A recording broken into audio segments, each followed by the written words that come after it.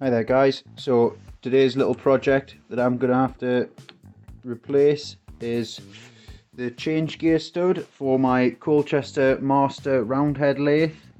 Part number 6393,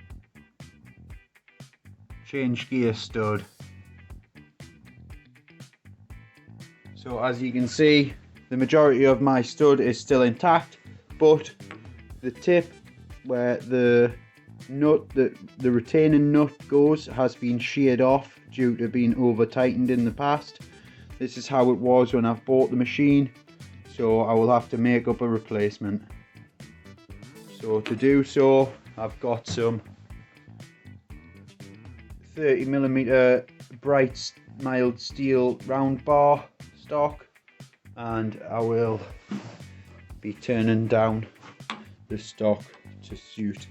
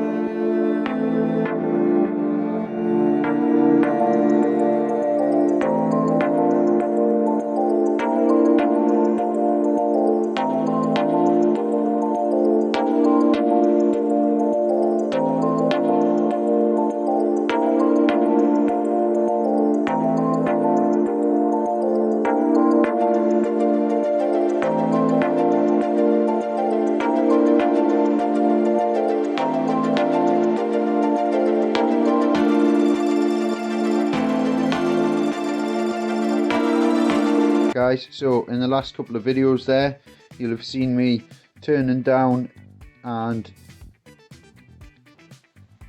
milling this change gear stud for my Colchester Master roundhead lathe, as the original one had been sheared off on the end here, as the end is bored out for an oil way to feed the internal bearing of the change gear.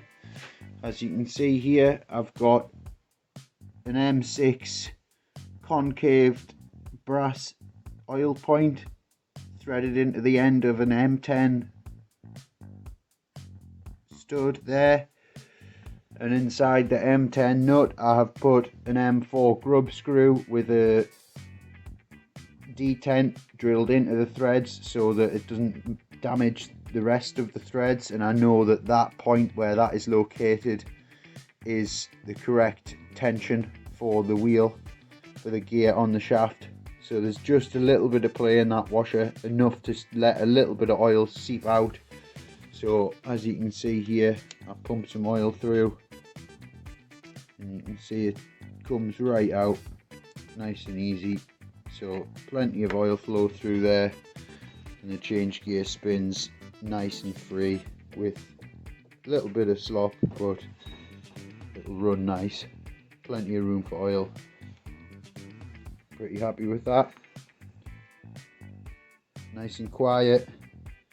Keep the thing properly oiled and actually keep it in place, because how it was, the original one with this end being sheared off, the change gear was just hovering in place. Somehow it hadn't flew off the end and crashed into the headstock guard.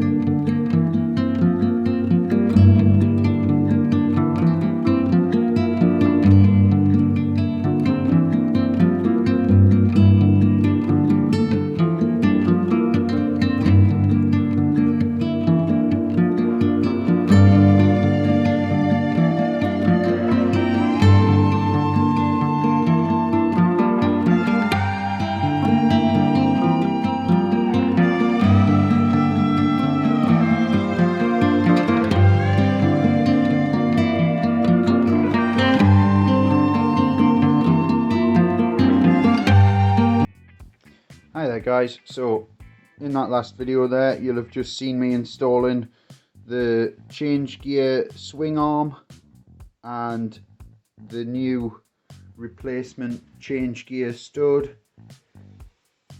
with an oil fitting. Now I've got the gears set up nicely where I feel like they're meshing the correct amount, and I can now actually see the first half of the gearbox turning for the first time, as I now have the new replacement main drive gear in place as well. So we'll flick the machine on. I've got it set at the slowest speed at the moment, just so we can see the gears turning.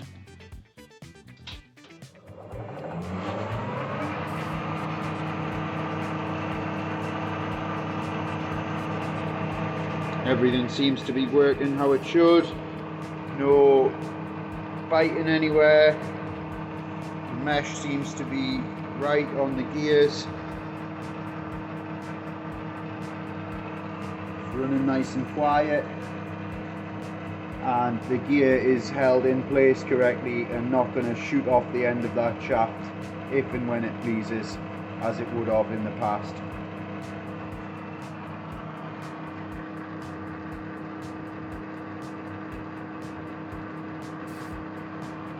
But I'm really pleased with this. One more step closer to being ready to use.